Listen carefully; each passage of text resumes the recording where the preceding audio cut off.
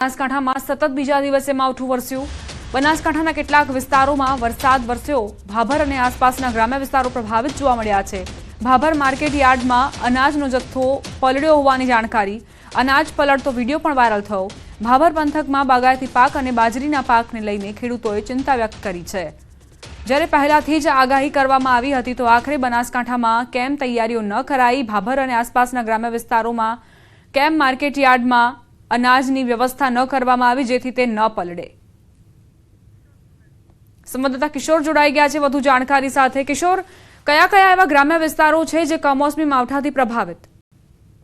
ચોક્કસથી દીપા, જો વાત કરવામાં આવે તો બનાસકાંઠા જિલ્લાનો જે ભાભર શહેર તેમજ ભાભર આજુબાજુનો જે ગ્રામીણ વિસ્તાર છે તે વિસ્તારની અંદર કરા સાથે વરસાદ ખાબક્યો છે અને કરા સાથે વરસાદ ખાબકતાની સાથે જ ખેડૂતો ફરી એકવાર ચિંતામાં મુકાયા છે। જે પ્રમાણે હવામાન વિભાગ દ્વારા આગાહી આપવામાં આવી હતી કે ભારે પવન સાથે વરસાદ ખાબકી શકે છે, તો ભાભર પંથકની અંદર સાંજના સુમારે ભારે પવન સાથે વરસાદ ખાબક્યો છે। વરસાદ ખાબકતાની સાથે અસહ્ય ગરમીમાંથી લોકોને તો રાહત મળી છે, પરંતુ જે ખેડૂતોએ બાજરીનો અને જુવારનો પાક તેમજ જે લોકો સિઝનનો જે પાક જે વાવ્યો છે તે ખેડૂતો ફરી એકવાર ચિંતિત બન્યા છે। દીપા, વાત હવે કચ્છ જિલ્લાની આગાહીની વચ્ચે કચ્છના વાતાવરણમાં પલટો જોવા મળ્યો। રાપરના જાટાવાડમાં કરાનો વરસાદ વરસ્યો છે। ધોળાવીરા કલ્યાણપરમાં પણ કરા સાથે વરસાદ ખાબક્યો।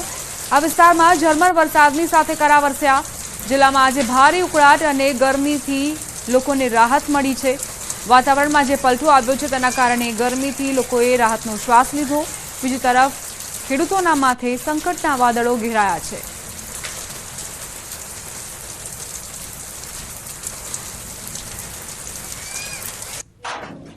આગાહીની વચ્ચે કચ્છમાં વાતાવરણ પલટાયું।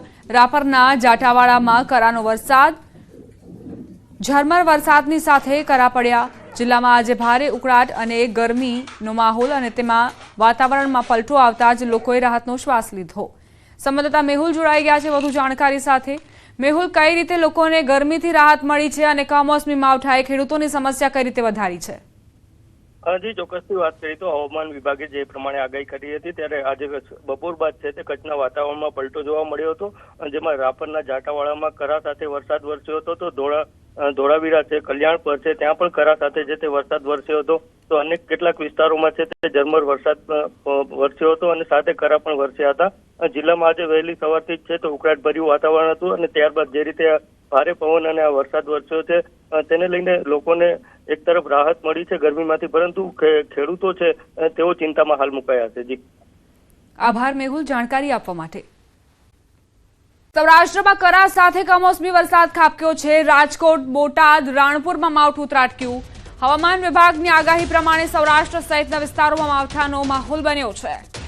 હવામાન વિભાગે આગાહી કરી હતી કમોસમી માવઠાની અને તે પ્રકારે કરા સાથેનો વરસાદ સૌરાષ્ટ્રના અનેક ભાગોમાં જોવા મળી રહ્યું છે।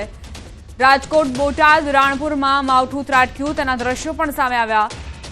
કરા સાથેનો આ વરસાદ ખરેખર આફત લઈને આવ્યો છે। ખેડૂતો પર માઠી દશા બેઠી છે। આ તરફ રાજકોટના વિંછિયામાં કરા સાથે વરસાદ વરસ્યો। વિંછિયામાં ગાજવીજ અને ભારે પવન સાથે કરાનો વરસાદ ખાબક્યો।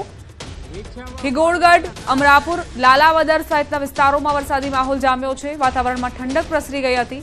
વધારે પવનના કારણે લોકોને ગરમીથી રાહત જરૂર મળી છે, પરંતુ ભર ઉનાળે કમોસમી વરસાદના કારણે ખેડૂતોના પાકને નુકસાન જવાની ભીતિ સેવાઈ રહી છે।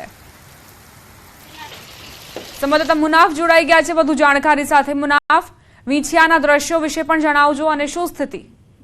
ચોક્કસ બિલકુલ દીપા, જે ભર ઉનાળે જે કમોસમી વરસાદનો માવઠો થયો હતો, રાજકોટના વિંછિયામાં કરા સાથે વરસાદ થયો હતો। વિંછિયાના પવન સાથે વીજળી અને કડાકા ભડાકા સાથે વરસાદ થયો હતો ને અમરાપુર, લાલપુર સહિત વિસ્તારોમાં વરસાદી માહોલ અને વાતાવરણમાં ઠંડક પ્રસરી। વધારે પવનના કારણે લોકોને ગરમીથી રાહત તો મળી હતી, પણ ભર ઉનાળે કમોસમી વરસાદને લઈને ખેડૂતના પાકને નુકસાનની ભીતિ સેવાઈ રહી છે। જી દીપા, આભાર મુનાફ જાણકારી આપવા માટે।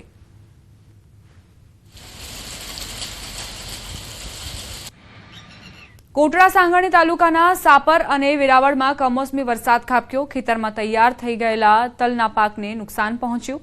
ખેડૂતો દ્વારા તનતોડ મહેનત કરીને તૈયાર કરાયેલો તલીનો પાક પલળ્યો। ખેડૂતોના મોઢે આવેલો કોળિયો જાણે છીનવાયો હોય તેવો ઘાટ ઘડાયો છે।